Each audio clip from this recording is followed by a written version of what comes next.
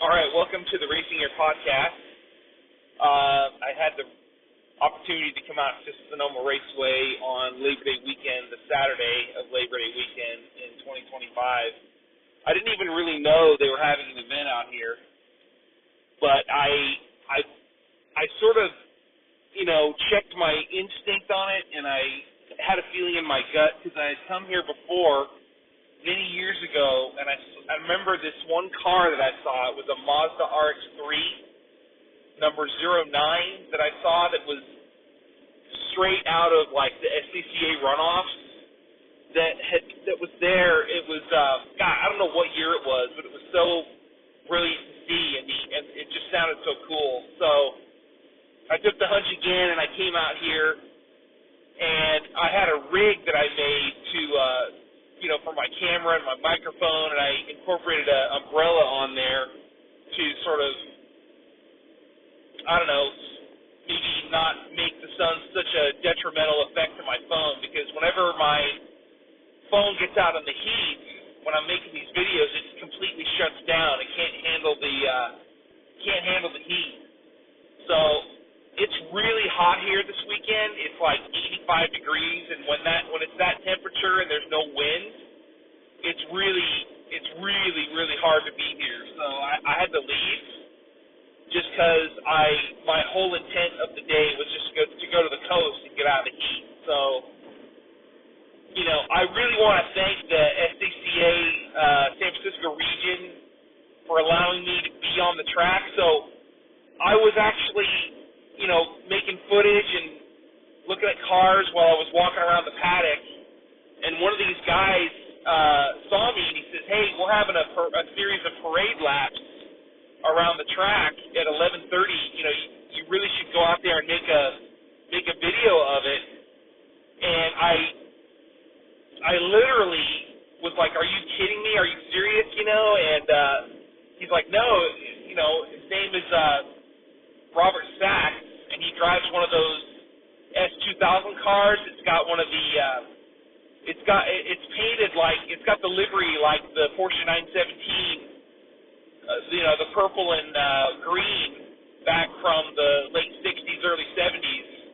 It's number 35, and he's got a YouTube channel, and I followed him, and I wanted to, send him a big thanks for that.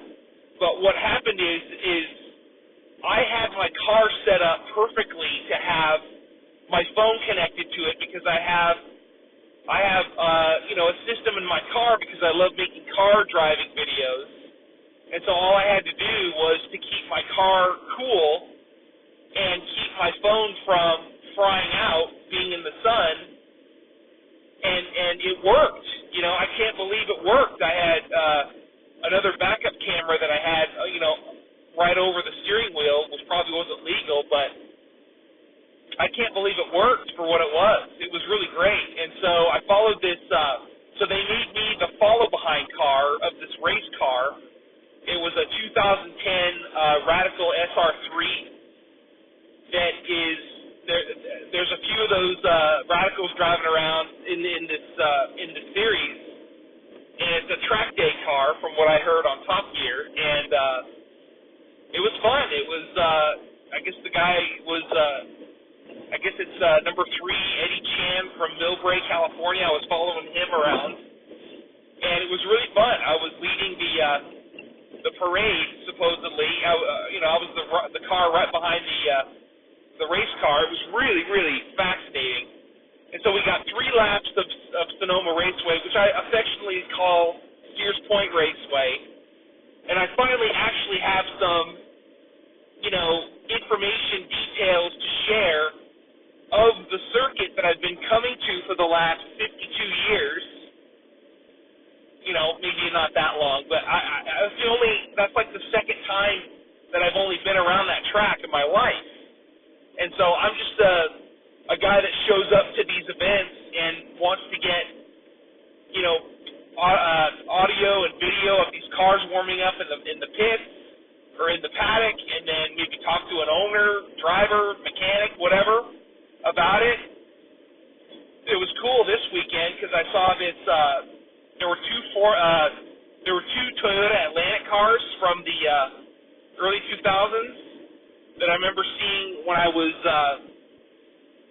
I told somebody I saw the IndyCar race at Laguna Seca back in 2002, and that Toyota Atlantic Series was a part of that as well. Oh God, what a gorgeous Porsche! Whoa! And I actually bumped into a guy that was a crew chief for Parker Johnstone, and he was driving his own Honda Civic, and his number was 49, and then he was covering up the 4 because I guess there was a conflict with someone else. But he was telling me, like, oh my God, he was a crew chief for Parker Johnstone back when he was doing IndyCar. So it was really fun seeing that and just getting that little story, that little tidbit.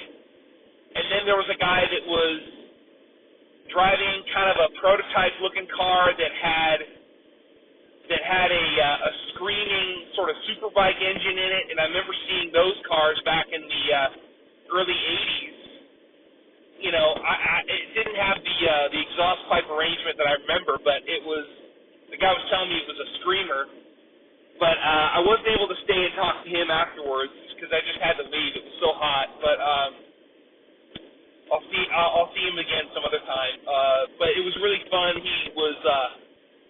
They were all gathered around the car, and there was an old Formula V car that was there. That was this guy brought his whole family out, and it was really fun to see the Formula V. And you rarely ever see Formula Vs ever. At these events. So anyway, I bumped into Robert Sachs, and he was over at the the turn 11 area. He's like, hey, I like your rig, and would you like to be a part of the parade laps? And so he told me about that, and so finally, after a long build-up, we got on the track, and I just can't believe the amount of elevation change there is on the track. It was.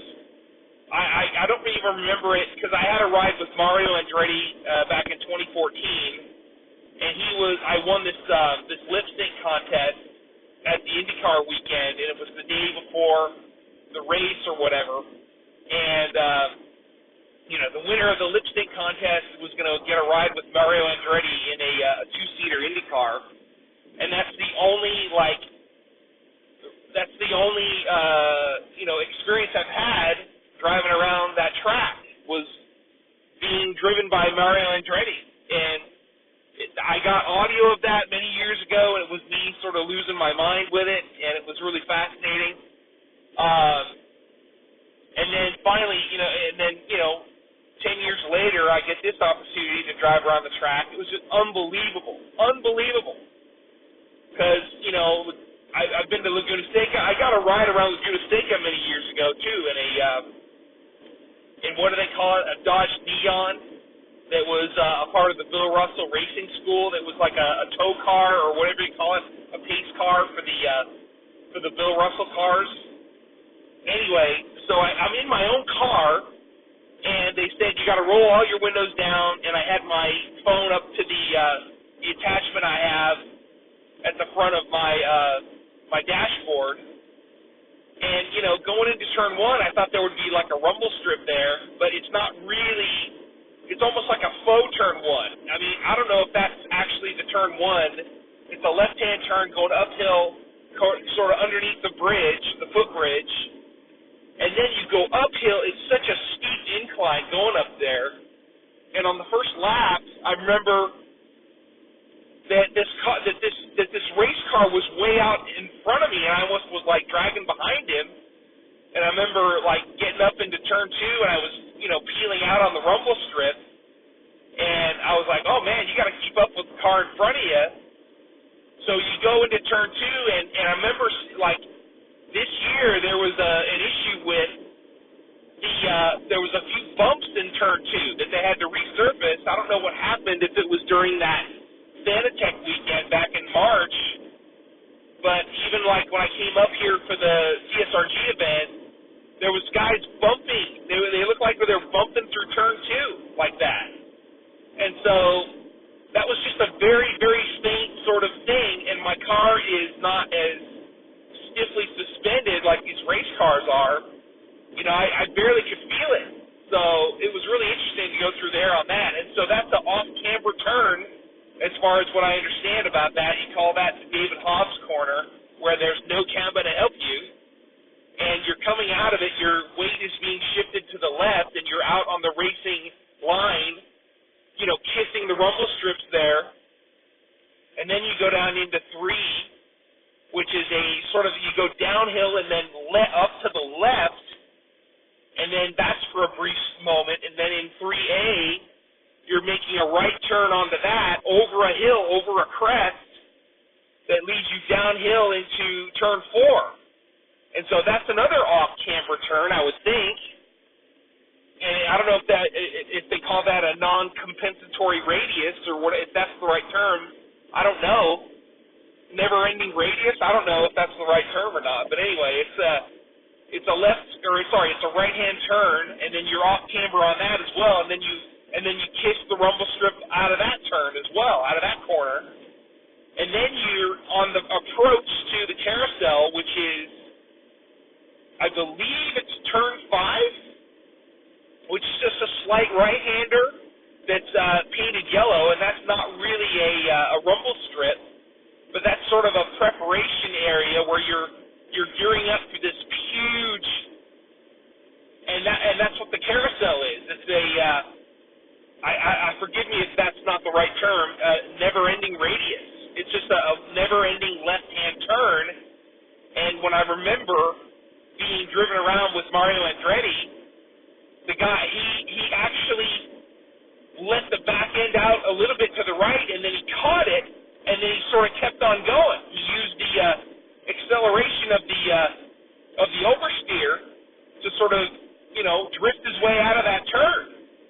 And he sort of lost it a little bit, then he caught it, and then we were out of the turn, out of the carousel. And that's when the G-forces, your brain is sort of out, comes out of your helmet when you're at full speed, at full chat on that.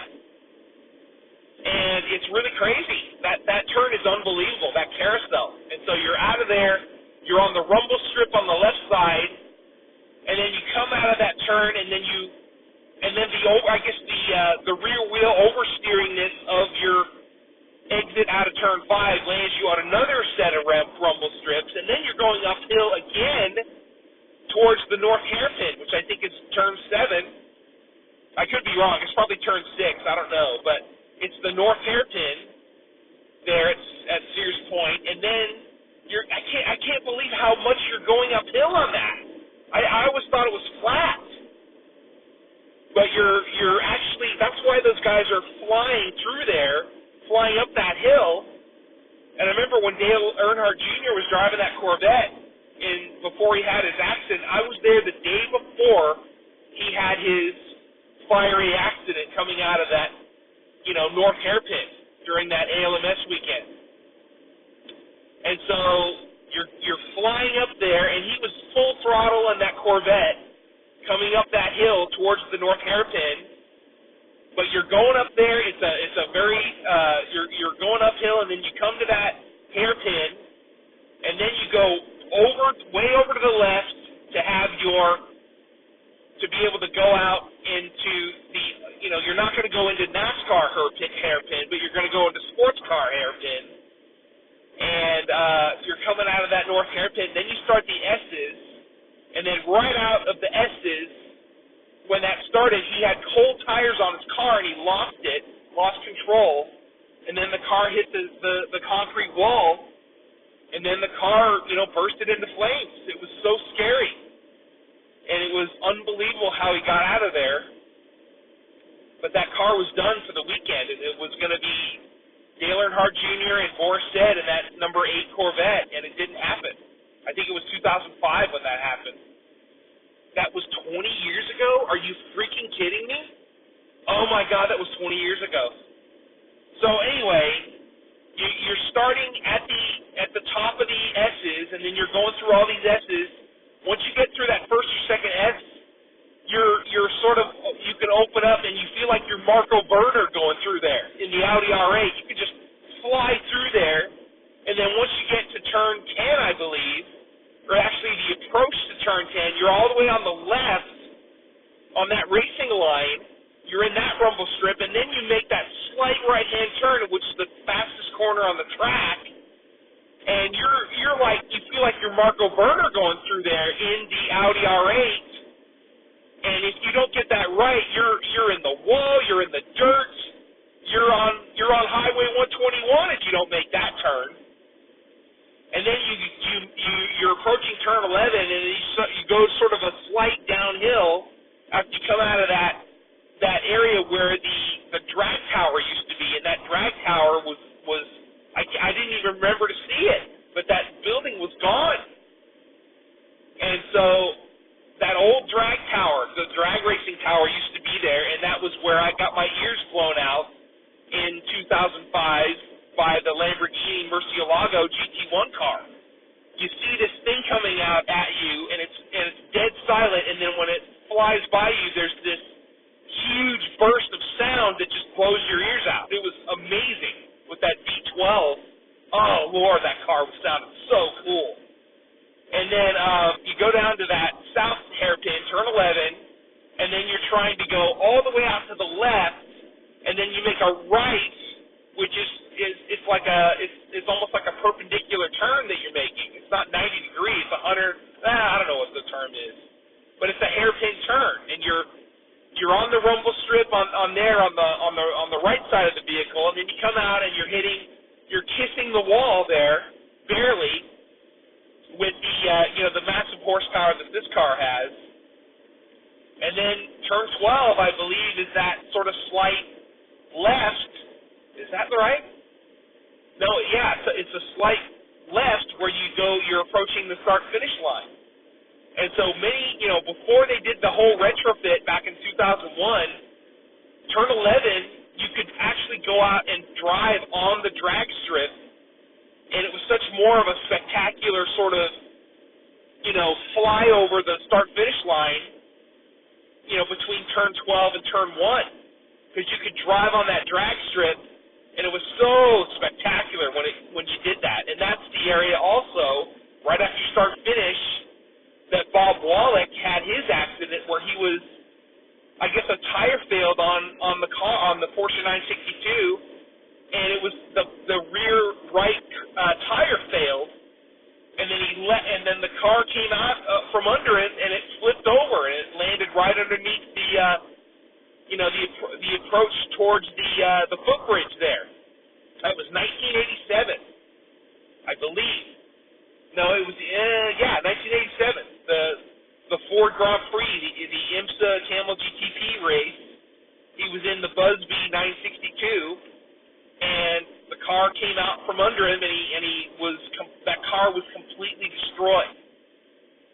That's how fast it was, and he was driving a radial tire, and it was underneath. They still were ironing out the tire on that, and I was there, and I saw the wreckage of the car on a flatbed truck.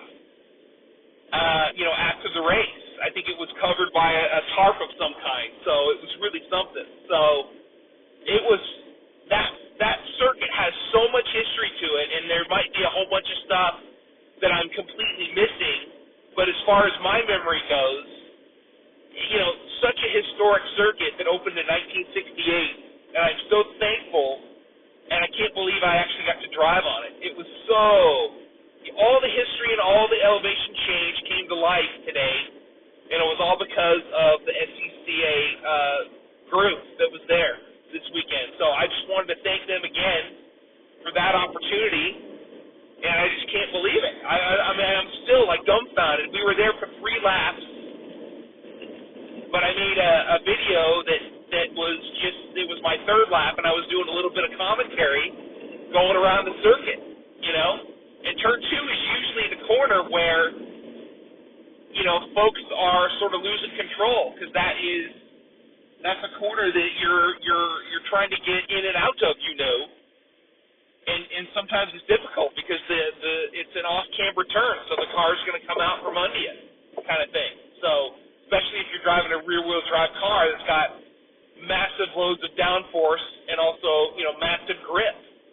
So it is so fascinating to finally drive around that. And then there was the time where I was doing this. I was a spotter for Rick Newt when he was driving that Porsche during the Mad Dog 8-hour race that I was there for, and the owner of the car, I had him on the podcast, and he passed away a few years ago, so that was sad. So anyway, it was a great opportunity. It was awesome to see that firsthand, and it was just so awesome, brilliant to see that and experience what that track is. And you don't even have to go on it at full speed. Just go on it at regular speed. You just get all the history and all the lines following that race car, that radical car, behind the racing line. So anyway, thanks so much for listening. This is the Racing Year Podcast. I look forward to going back to Sonoma Raceway. I'll be there for the CSRG Sears Point Challenge in early October. That'll be fun. See that. And then also wanted to extend a huge shout out again to the SCCA SFR region, San Francisco region, for allowing me that opportunity to drive on the track. All right, folks, thanks again. This is the Racing Year Podcast on the Observant Ear Radio Network.